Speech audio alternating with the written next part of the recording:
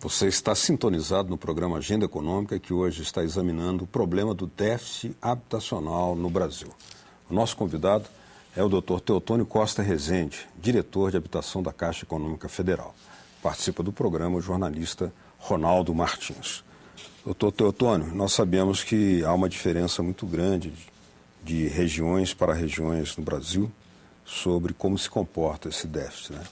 Segundo uma pesquisa da Fundação João Pinheiro, de 2008, do total do déficit habitacional, 36,9% localizam-se na região Sudeste, o que corresponde a 2.046.000 unidades. Em seguida vem a região Nordeste, com 1.946.000 moradias estimadas como déficit, o que corresponde a 35,1% do total. Como a Caixa age como operadora para essas políticas voltadas para regiões com as suas características específicas?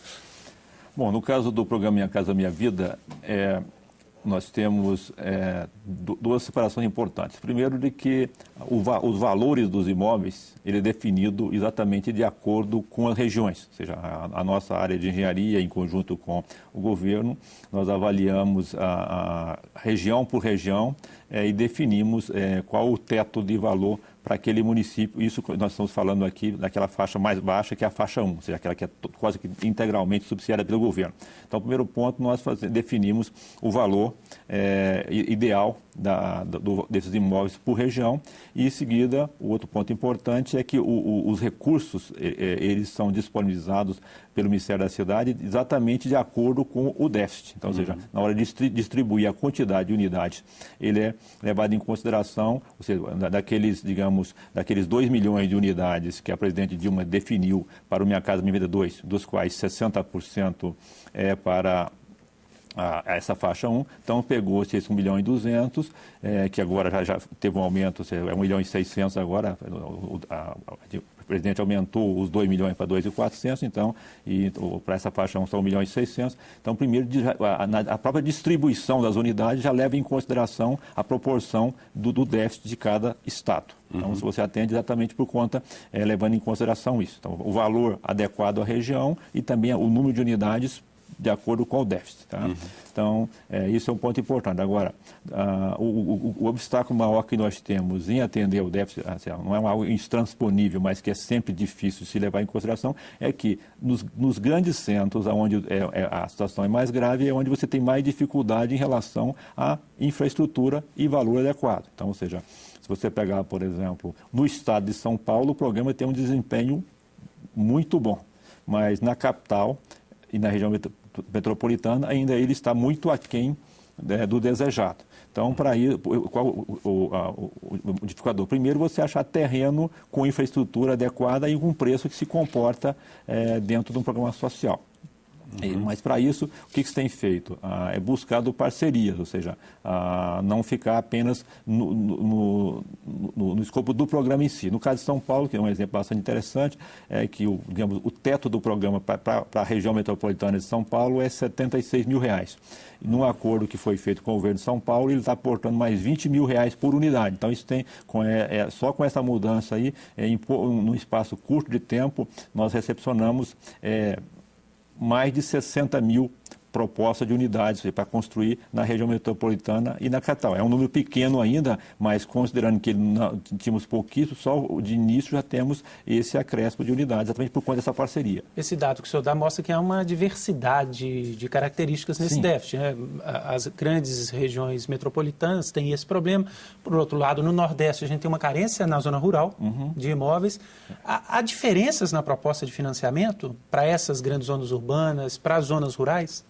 No caso da faixa 1, né, que é o foco principal do programa, a diferença, na verdade, ela está apenas no valor da unidade. Ou seja, digamos, na capital de São Paulo, IRM, você pode chegar, digamos, a R$ 96.000, por exemplo, e tem no Nordeste, por exemplo, ele tem vários valores, por exemplo, está em torno de R$ 56.000, tá? Mas agora as condições em si são as mesmas. Tanto faz uma pessoa que está pegando um imóvel de 96.000 em São Paulo ou um que está pegando de 40.000, por exemplo, lá no interior do Nordeste, qualquer um dos dois vai pagar exatamente o que eu falei, 10% da renda com mínimo de R$25. Então, as condições são as mesmas, as prioridades são as mesmas, ou seja, foco em... O público é o mesmo. O público é o mesmo, sempre a renda máxima de R$1.600, tanto faz ele estar em São Paulo, na grande capital, quanto no interior. Isso é uma discussão interessante, por exemplo, a pessoa que ganha R$1.600 em São Paulo, ele pode ser considerado muito pobre.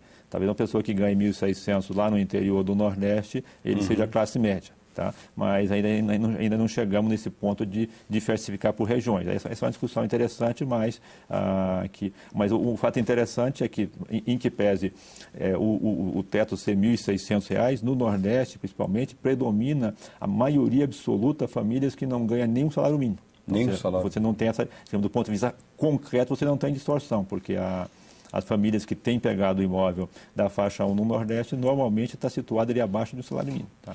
Aliás, o salário mínimo é o tema que vale a pena a gente fazer um exame um pouco mais detalhado, porque um estudo da Fundação João Pinheiro, de 2008 também, aponta que a concentração do déficit habitacional na faixa de até 3 salários mínimos é de 89,6%. A categoria mais de 3 a 5 salários mínimos compreende 7,0% das famílias, 7,0% das famílias.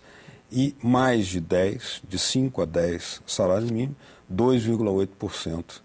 E mais de 10, 0,6%. Então fica muito claro essa escala aí. Somando as famílias com renda até 5 salários mínimos, totalizam 96,6% do déficit habitacional urbano.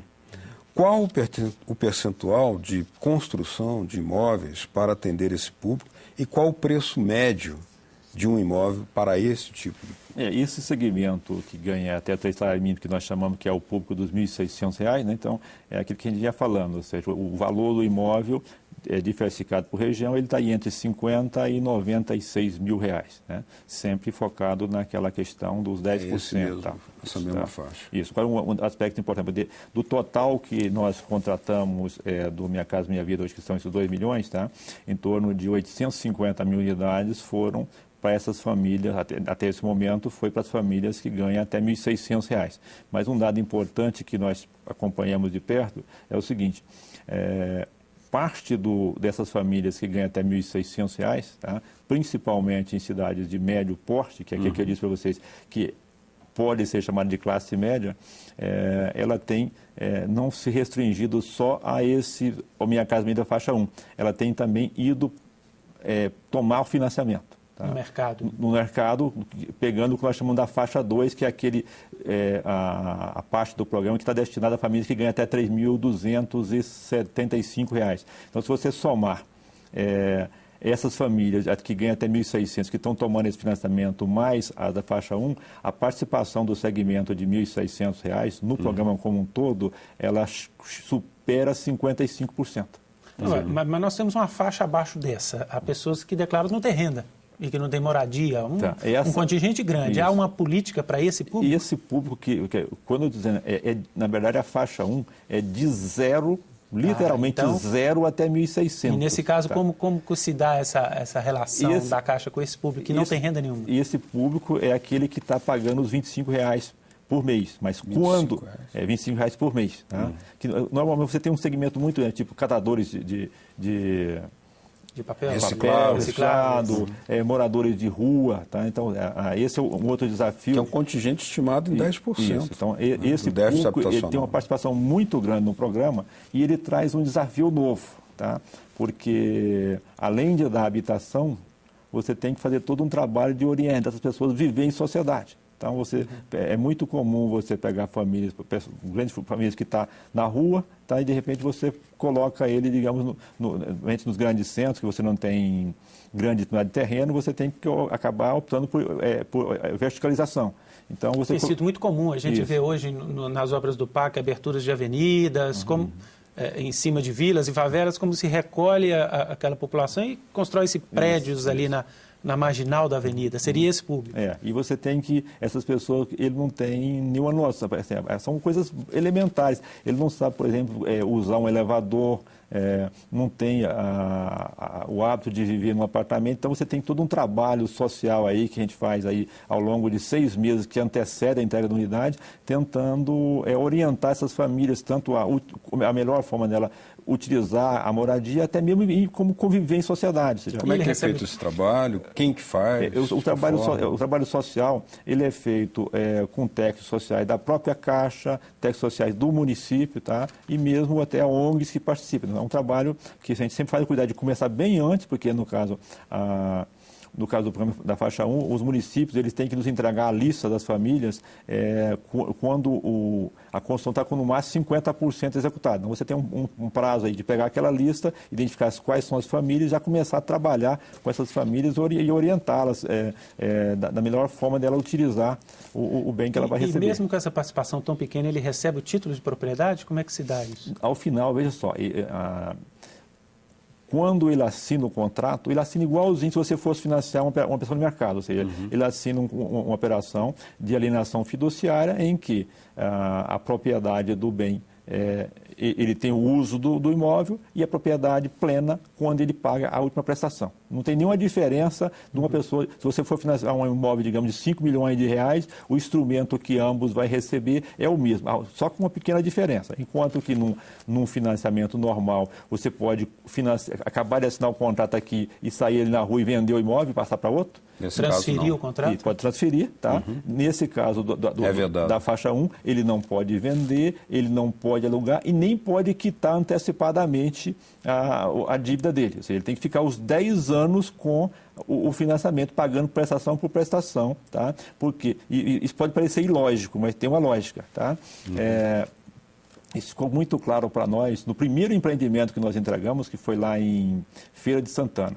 Entregamos um empreendimento muito bem construído, bem localizado, tá? Para famílias todas de baixíssima renda, e logo em seguida começou a aparecer carro importado, tá? Ou seja, o pessoal estava transferindo. O que estava acontecendo? Nesse primeiro momento não tinha essa restrição, tá? O que acontecia? Digamos, o imóvel lá, o valor de mercado era, chutando mais ou menos isso, 60, 70 mil reais, tá? Ele tinha que pagar 120 prestações naquela época de 50 reais, depois que o presidente baixou para metade. Então, o que faz? Ele tinha que pagar ao longo 6 mil reais. Ele chegava lá de imediato, pegava 6 mil reais, a pessoa que tinha o dinheiro dava o dinheiro e ele lá quitava os 6 mil reais, em seguida passava. Valia por 50, ele vendia por 30, quem está comprando... Pior que nem isso. Nós tivemos pessoas lá trocando a casa por bicicleta, por moto. Está sendo duplamente explorado, ou seja, desvirtuando o objetivo do programa e sendo lesado, ou seja, um patrimônio que, ao final, teria um valor econômico importante para ele estava passando por um explorador a um preço totalmente vil. Agora, esse contingente que habita esse tipo de financiamento, esse tipo de projeto, ele é um contingente de baixa formalização do trabalho. Mas, ao mesmo tempo, nós vemos que no Brasil há uma crescente formalização do trabalho. Nesse caso, além de adaptar as pessoas para conviver em moradia desse tipo, há também o esforço do governo sistemático para que essas pessoas possam ingressar no mercado formal do trabalho? Nós não temos ainda, ou seja, uma ação estruturada nessa linha. Temos plena consciência dessa necessidade, isso tem ficado muito claro nesse trabalho social, ou seja, que principalmente o pessoal que está vindo da rua, de subhabitação, que é importantíssimo você não só orientá-lo o melhor aproveitar do bem, mas é também importante tentar criar algum mecanismo que gere renda para essa família, tá? Então, isso tem sido também discutido. Não temos, se você me pergunta, temos alguma coisa de concreto hoje? Não. Há uma orientação e tudo mais, mas não há uma amarração entre você entregar a moradia e alguma ação articulada de gerar renda e emprego. Mas a gente tem plena consciência que isso é uma necessidade muito urgente. Nós temos no Brasil hoje um estoque muito grande de imóveis que não estão sendo utilizados, imóveis abandonados. De acordo com a PNAD de 2008, o Brasil tem 7.542.000 imóveis vagos, 72% dos quais localizados em áreas urbanas e 28% em áreas rurais. Desse montante, 6.307.000 estão em condições de serem ocupados, 894.000 estão em construção ou reforma e 340.000 em ruínas. Embora essa seja uma questão que tenha muita relação com decisões políticas, ministérios, o próprio governo, Gostaria de saber do senhor se a Caixa tem uma posição sobre isso, se tem havido projetos para se reutilizar esses imóveis desocupados, para financiar a compra desses imóveis. Tá. Nós temos temos no Rio de Janeiro, por exemplo, uma experiência, não me foge na memória agora o nome do empreendimento, tem uma experiência muito interessante no Rio de Janeiro, ou seja, de um prédio abandonado que foi totalmente revitalizado, tá? E temos algumas ações em São Paulo iniciando. Só que você tem aí um grande dificultador ainda jurídico, uma série de obstáculos para ser superado, tá? Mas existe... dentro do programa Minha Casa Minha Vida, há recursos apartados exatamente para recuperar, revitalizar esses empreendimentos. Primeiro que você consegue colocar as famílias em locais próximos do trabalho, tá? E segundo que se você vai fazer um empreendimento distante do centro, você tem todo um trabalho e custo de levar a infraestrutura até ali. Enquanto que você faz o reaproveitamento do centro urbano, você, além de ter um imóvel bem localizado e em boas condições, não tem que fazer esse custo todo de levar o investimento, a infraestrutura para um local um pouco mais afastado. Nós sabemos que hoje tem no Brasil iniciativas dos movimentos sem tetos muito ativos, né, que ocupam prédios e apresentam projetos às autoridades ou municipais ou estaduais. Nesse caso, podem ser aproveitadas iniciativas desses movimentos sociais? Dentro do programa Minha Casa Minha Vida, ele tem uma vertente que nós chamamos de entidades, tá? Que é exatamente destinado às entidades, sindicatos, associação de moradores, ONGs e tal, elas são as organizadoras. Então, elas têm, de fato, apresentado alguns projetos para a Caixa, exatamente de recuperar esses prédios que estão ou invadidos ou abandonados. Então, tem uma linha bem voltada para esse segmento. No próximo bloco, a Agenda Econômica vai examinar a questão do déficit habitacional constituído por famílias que convivem numa mesma moradia e também as diferenças por faixa de idade. Continue com a gente no Agenda Econômica.